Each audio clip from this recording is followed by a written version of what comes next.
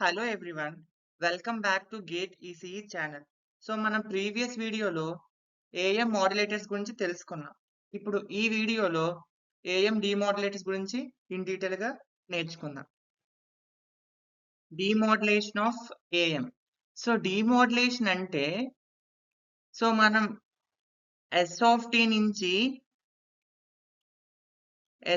నుంచి M of టీని recover చేయడమే మనం డిమోడ్యులేషన్ అంటాం. అంటే మోడ్యులేషన్ అంటే ఎం ఆఫ్ టీ నుంచి ఎస్ ఆఫ్ టీకి కన్వర్ట్ చేయడం. అదే డిమోడ్యులేషన్ అంటే ఎస్ ఆఫ్ టీ నుంచి ఎం ఆఫ్ టీని రీకవర్ చేయడం.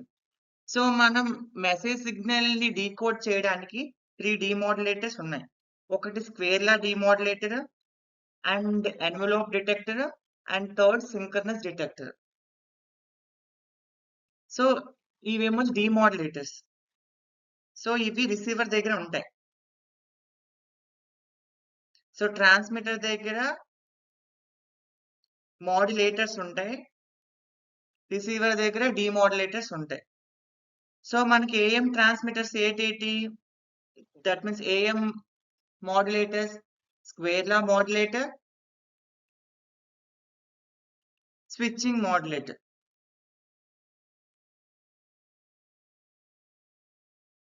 Square law modulator and switching modulator. But square law modulator మాత్రమే గేట్ సిలబస్ లో ఉంది. స్విచ్చింగ్ మాడ్యులేటర్ లేదు కాబట్టి మన స్విచ్చింగ్ మాడ్యులేటర్ గురించి మనం డిస్కస్ చేయట్లేదు. బట్ డిమోడ్యులేషన్ లో ఈ square law డిమోడ్యులేటర్, envelope detector, synchronous detector ఈ 3 ఉన్నాయి సిలబస్ లో. సో ఈ మూడింటి గురించి మనం ఇన్ డీటెయిల్ గా నేర్చుకుందాం. సో ఒక పాయింట్ మీరు గుర్తుపెట్టుకోవాల్సింది ఏంటంటే, so for square law detector and envelope detector your mu should be less than 1.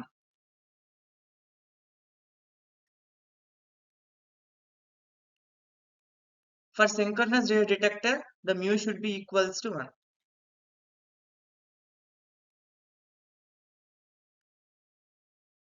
So ఈ కేసు గుర్తుపెట్టుకోండి. ఓకేనా? సో ఇప్పుడు ఈ వీడియోలో మన స్క్వేర్ లా డిమోడ్యులేటర్ గురించి ఇన్ డీటెయిల్ గా తెలుసుకుందాం. ఓకేనా? Square law detector or demodulator. So ఈ స్క్వేర్ లా డిమోడ్యులేటర్ ఏం చేస్తుంది? సో యాంప్లిట్యూడ్ మాడ్యులేటెడ్ వేవ్ లో మన మెసేజ్ సిగ్నల్ ఉంటుంది కదా, ఆ మెసేజ్ సిగ్నల్ ని రీకన్స్ట్రక్ట్ చేయడానికి మనం డిమోడ్యులేటర్ వాడతాం. ఓకేనా? సో ప్రీవియస్ క్లాస్ వీడియోలో స్క్వేర్ లా మాడ్యులేటర్ గురించి తెలుసుకున్నాం. సో స్క్వేర్ లా మాడ్యులేటర్ ఏం చేస్తుంది? మెసేజ్ సిగ్నల్ ని మాడ్యులేటెడ్ సిగ్నల్ కింద, అంటే యాంప్లిట్యూడ్ మాడ్యులేటెడ్ వేవ్ సిగ్నల్ కింద కన్వర్ట్ చేస్తుంది మాడ్యులేషన్ చేసి. సో డిమోడ్యులేటర్ ఏం చేస్తుంది? దానికి ఆపోజిట్, మాడ్యులేటెడ్ సిగ్నల్ ని మెసేజ్ సిగ్నల్ కింద కన్వర్ట్ చేస్తుంది. కన్వర్ట్ చేయడం అంటే మాడ్యులేటెడ్ సిగ్నల్ నుంచి మెసేజ్ సిగ్నల్ ని డీకోడ్ చేస్తుంది. ఓకేనా? సో ఇది స్క్వేర్ లా డిటెక్టర్ తాలూకు block diagram. So S of tea మన యాంప్లిట్యూడ్ మాడ్యులేటెడ్ వేవ్. ఈ ఎస్ ఆఫ్ టీని మనం ఒక నాన్ లీనియర్ సిస్టమ్ కి ఇన్పుట్ కింద ఇస్తాం. సో ఈ నాన్ లీనియర్ సిస్టమ్ అవుట్పుట్ అనేది ఇది. The output of the nonlinear system is equals to A into S of t plus B into S of t whole square. So ఇది ఒక mathematical model which represents output of the nonlinear system. So ఏదైతే output వచ్చిందో అది మనం లో pass filter పంపిస్తాం. లో pass filter నుంచి వచ్చిన అవుట్పుట్ మన యాక్చువల్ మెసేజ్ సిగ్నల్. సో ఏమవుతుంది? మన మెసేజ్ మన మాడ్యులేటెడ్ సిగ్నల్ నుంచి మన మెసేజ్ సిగ్నల్ ని మనం డీకోడ్ చేస్తున్నాం ఇక్కడ. సో అది ఇన్ డీటెయిల్ గా మ్యాథమెటికల్ గా ఇప్పుడు చూద్దాం. సో ఇప్పుడు మనం ఎస్ ఆఫ్ టీ ని కన్సిడర్ చేయాలి. సో ఎస్ ఆఫ్ టీ ఏమవుతుంది? సో మా ఎస్ ఆఫ్ టీ ఏమవుతుంది? AC into 1 plus K A M of T into cos omega C T. ఇది మనం ఫస్ట్ నుంచి చూస్తున్నాం ఈ ఈక్వేషన్. ఈ ఈక్వేషన్ చాలా ఇంపార్టెంట్. ఓకేనా? ఇప్పుడు మనం ఏం చేయాలి? ఏసీ కాస్ ఒమేగా సిటీని మనం సి ఆఫ్ టీ కింద రీప్లేస్ చేయండి. అంతే కదా. ఏసీ కాస్ ఒమేగా సిటీని ఎలా రాసుకోవచ్చు? C of T, carrier signal కదా. So C of T. ఇప్పుడు ఈ సిగ్నల్ ని మనం మాడ్యులేటెడ్ సిగ్నల్ ని ఈ మాడ్యులేటెడ్ సిగ్నల్ ని మనం ఒక నాన్ లీనియర్ ఇన్పుట్ కింద ఇస్తున్నాం. ఓకేనా? అంటే ఈ మాడ్యులేటెడ్ సిగ్నల్ ని మనం ఒక నాన్ లీనియర్ సిస్టమ్ కి ఇన్పుట్ కింద ఇస్తున్నాం. సో అప్పుడు అవుట్‌పుట్ ఏమవుతుంది? A into S plus B into S square of t.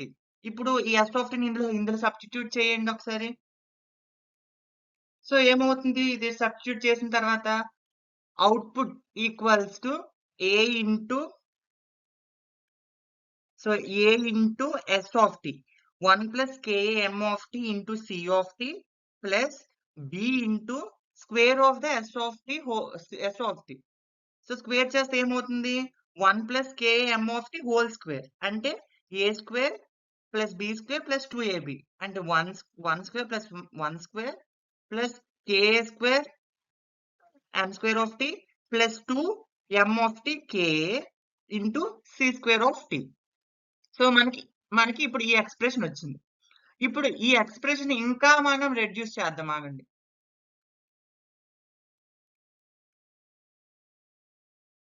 So మనకి C ఆఫ్ t అంటే ఏం తెలుసు? AC cos ఒమేగా CT కదా!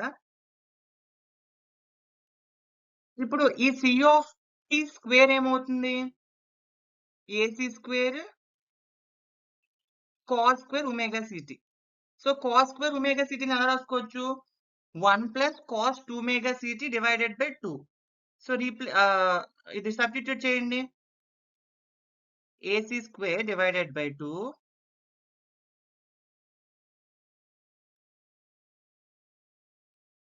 1 plus cos 2 omega CT. 1 plus cos 2 omega CT divided by 2.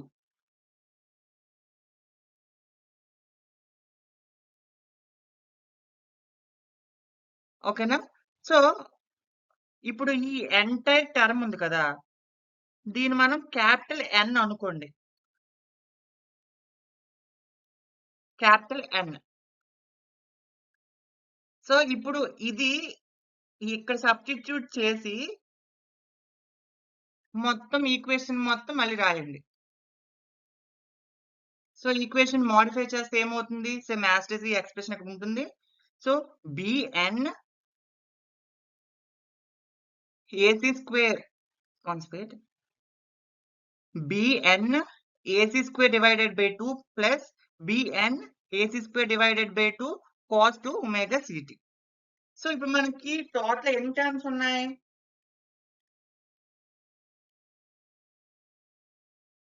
First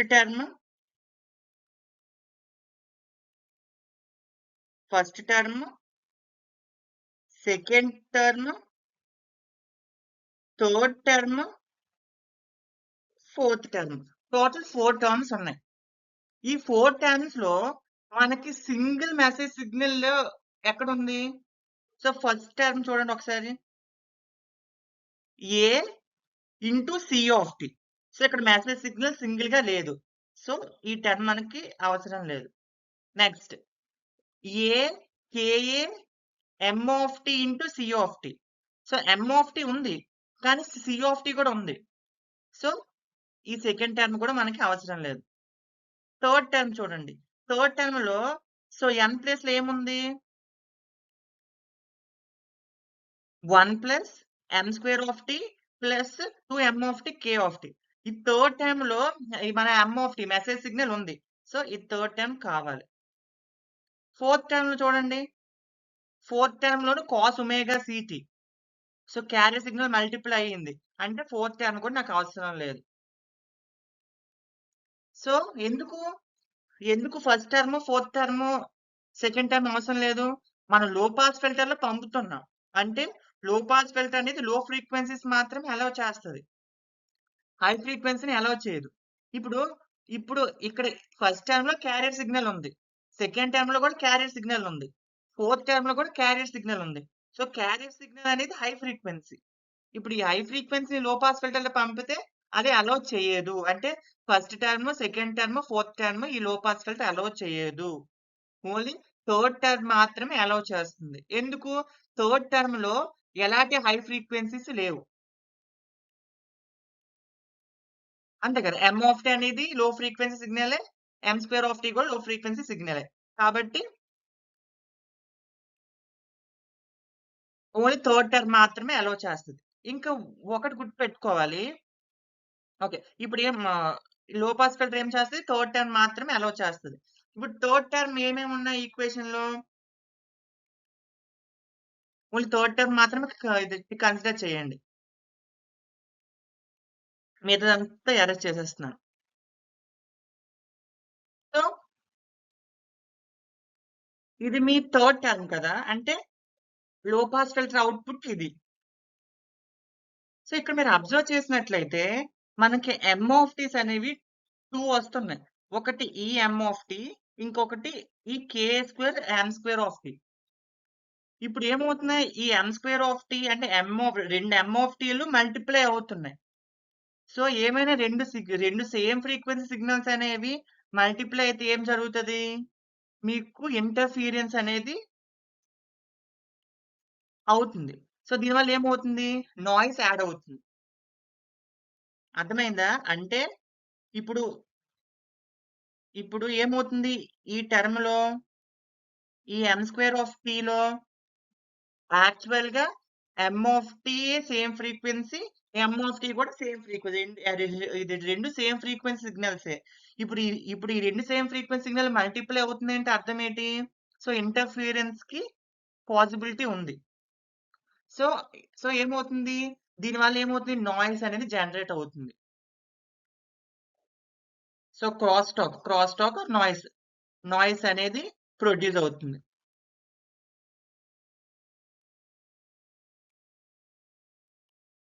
ఓకేనా? ఇప్పుడు ఈ కాన్స్టెంట్ టర్మ్ ఇది తీసేయండి. ఈ కాన్స్టెంట్ అంత ఇంపార్టెంట్ కాదు.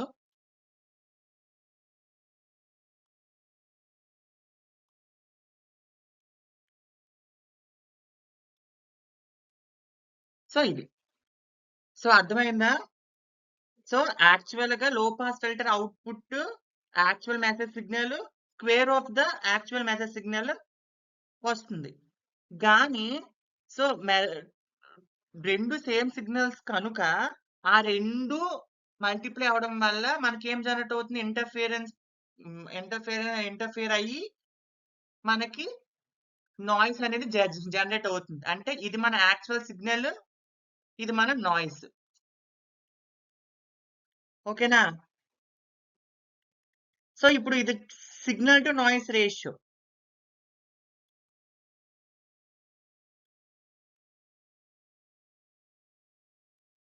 Signal to noise ratio. So, signal to noise ratio అంటే ఏంటి? Signal power divided by noise power. So, signal power. So, ఇది వన్స్ వెయిట్. ఇప్పుడు యాక్చువల్ సిగ్నల్ వోల్టేజ్ ఎంత? 2 into M of T into K of T. ఇప్పుడు దీని power ఏమవుతుంది? First M of టీని ఏం రాసుకోవచ్చు? AM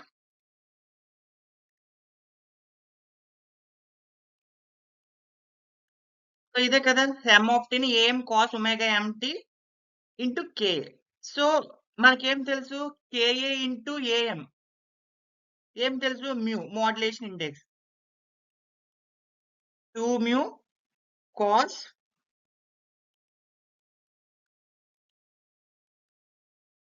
omega empty.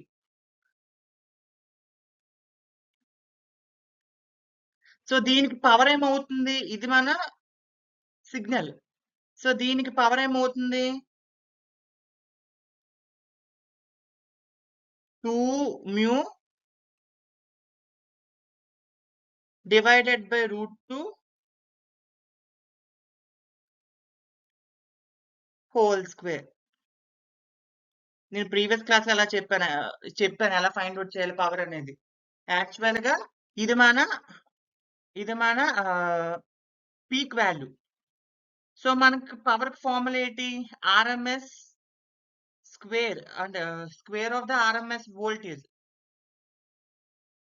వీఆర్ఎంఎస్ square divided by are.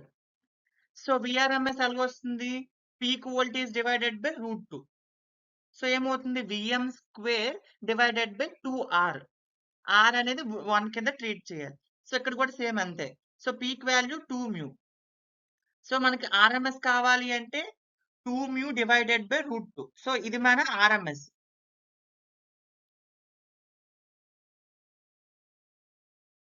ఇది మన ఆర్ఎంఎస్ వాల్యూ. ఇప్పుడు ఈ ఆర్ఎంఎస్ వాల్యూని స్క్వేర్ చేస్తే మనకి పవర్ వస్తది.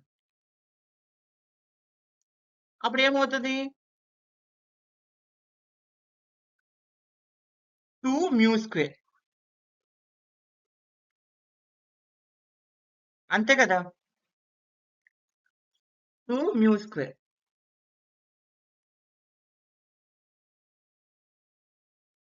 సో ఇది మన సిగ్నల్ పవర్. సో ఇది మన సిగ్నల్ పవర్. సిమిలర్ గా నాయిస్ పవర్ ఏమవుతది? సో ఏమవుతది? మ్యూ స్క్వేర్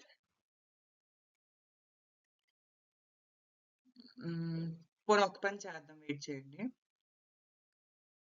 మీరు డైరెక్ట్ గా సబ్స్టిట్యూట్ చేసేయండి ఈ టర్మ్స్ ని.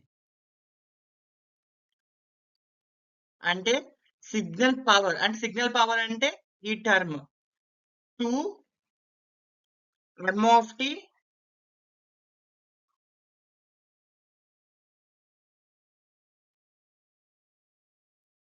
into Ka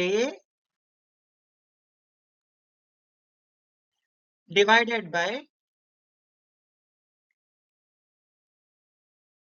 Ka square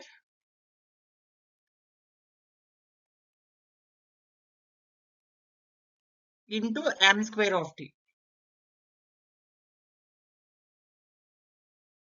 so ఇక్కడ మీరు అబ్జర్వ్ చేసినట్లయితే so m of t Ka will get cancel 1 times. అప్పుడు ఏమవుతుంది signal to noise ratio?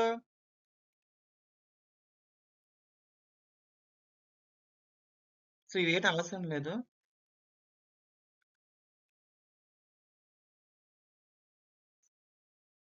So ఏమవుతుంది 2 divided by Ka into m of t.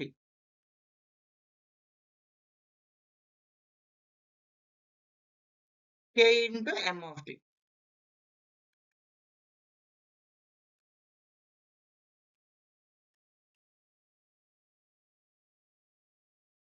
So ఇది మీ signal to noise ratio. So అర్థమైంది కదా! ఏం లేదు, మనం లాస్ట్ లో పాస్ ఫిల్టర్ అవుట్పుట్ ఏమైంది? K² m² of t plus 2 m of t Ka. ఇందులో మనకి 2 టర్మ్స్ వచ్చాయి. ఒక టర్మ్ లో ప్యూర్ m of t ఉంది, ఇంకో టర్మ్ లో ఒక టర్మ్ లో ప్యూర్ m of t ఉంది, ఇంకో టర్మ్ లో దాని స్క్వేర్ ఉంది, m of t స్క్వేర్ ఉంది. సో ఏవైనా 2 సేమ్ సిగ్నల్స్ మల్టిపుల్ అయితే నాయిస్ అనేది ప్రొడ్యూస్ అవుతుంది కాబట్టి దీన్ని యాక్చువల్ సిగ్నల్ కింద ట్రీట్ చేసాం, దీన్ని నాయిస్ కింద ట్రీట్ చేసాం. సో అప్పుడు ఏమవుతుంది signal power divided by noise అంటే సిగ్నల్ యాక్చువల్ సిగ్నల్ ఇది 2 into m of t into Ka divided by noise ఏమవుతుంది Ka² m² of t. So దాన్ని మనం సాల్వ్ చేస్తే 2 divided by Ka into m of t వచ్చింది. ఇప్పుడు సో మనకి m of t కి అర్థం ఏమిటి? m of t అంటే ఏమిటి? am into cos 2 pi fmt. అంటే సో ఇది 2 divided by 2 divided by Kam into cos omega mt. So Kam అంటే మోడ్యులేషన్ ఇండెక్స్. సో మనం దీని మాక్సిమం తీసుకోండి. సో కాస్ వాల్యూ మనకి మాక్సిమం ఏమవుతుంది? Cos value 1. సో అప్పుడు ఏమవుతుంది 2 divided by mu. So signal to noise ratio ఏమవుతుంది 2 divided by mu for a square law demodulator. So ఇప్పుడు దీని అనాలిసిస్ చాలా ఇంపార్టెంట్. సో మనకి సిగ్నల్ టు నాయిస్ రేషియో ఏమొచ్చింది?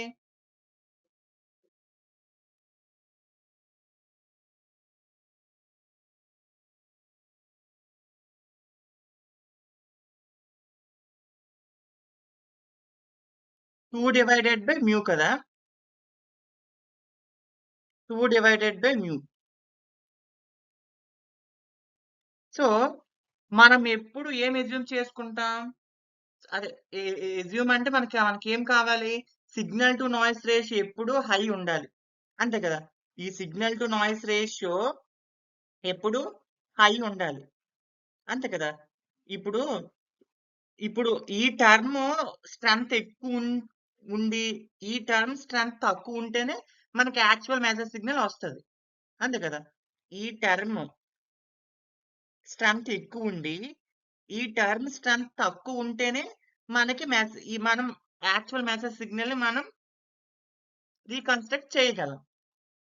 ఒకవేళ ఈ మెసేజ్ సిగ్నల్ అదే అదే మనకి ఈ టర్మ్ స్ట్రెంత్ తక్కువ ఉండి ఈ టర్మ్ స్ట్రెంత్ ఎక్కువ ఉంది అనుకో, నాయిస్ ఇంటర్ఫిరెన్స్ ఎక్కువ ఉంది, యాక్చువల్ మెసేజ్ సిగ్నల్ స్ట్రెంత్ తక్కువ ఉంది, అప్పుడు ఏమవుతుంది, నాయిస్ డామినేట్ చేస్తుంది కాబట్టి మన మెసేజ్ సిగ్నల్ ని రీకన్స్ట్రక్ట్ చేయలేం.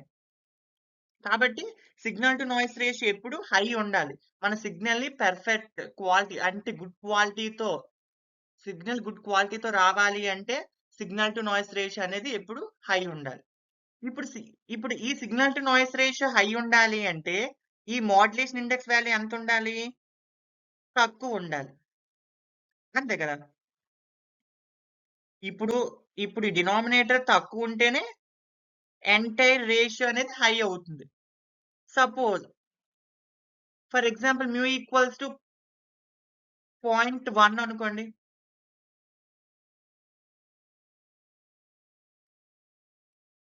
మ్యూ ఈక్వల్స్ టు 0.1, అప్పుడు ఏమవుతుంది, ఇది సిగ్నల్ టు నాయిస్ రేషియో దీనికి 20. అదే మ్యూ ఈక్వల్స్ టు 0.5 అనుకోండి, 0.5 లేకపోతే మ్యూ ఈక్వల్స్ టు మీరు 1 అనుకోండి, అప్పుడు ఏమవుతుంది, సిగ్నల్ టు నాయిస్ రేషియో 2. ఏమవుతుంది, మోడ్యులేషన్ ఇండెక్స్ వాల్యూ ఇంక్రీజ్ చేస్తే సిగ్నల్ టు నాయిస్ రేషియో అనేది తగ్గిపోతుంది. So which is not preferable, ఓకేనా. ఇప్పుడు దీనికి మనకి ఇంకో ట్రేడ్ ఆఫ్ వస్తుంది, ఏంటి, మోడ్యులేషన్ ఇండెక్స్ అంటే signal to noise ratio high ఉండాలి అంటే మోడ్యులేషన్ ఇండెక్స్ నేను తగ్గించాలి. మోడ్యులేషన్ ఇండెక్స్ వాల్యూ తగ్గిస్తే ఏంటి ప్రాబ్లం మనకి, efficiency, bandwidth efficiency, mu equals to eta equals to mu square divided by 2 plus mu square.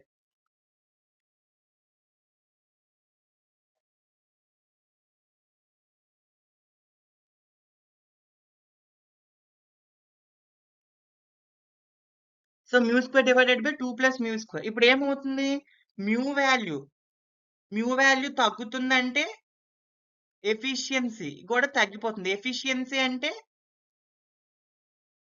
నీ సైడ్ బ్యాండ్స్ ఎంత పవర్ కన్జ్యూమ్ చేస్తున్నాయి అని, అంతే కదా. మన యాక్చువల్ ఇన్ఫర్మేషన్ అంతా సైడ్ బ్యాండ్స్ లోనే ఉంటుంది. ఇప్పుడు ఆ అందులో పవర్ కంటెంట్ తక్కువ ఉంటే అర్థం ఏంటి, ఎఫిషియన్సీ తగ్గినట్టే కదా. సో అది ప్రాబ్లం ఇక్కడ, అంటే నేను signal to noise ratio increase చేయాలి అనుకుంటే మ్యూని డిక్రీజ్ చేయాలి. మ్యూని డిక్రీజ్ చేస్తే ఏమవుతుంది, ఎఫిషియన్సీ అనేది డిక్రీజ్ అయిపోతుంది. చాలా చాలా ఇంపార్టెంట్.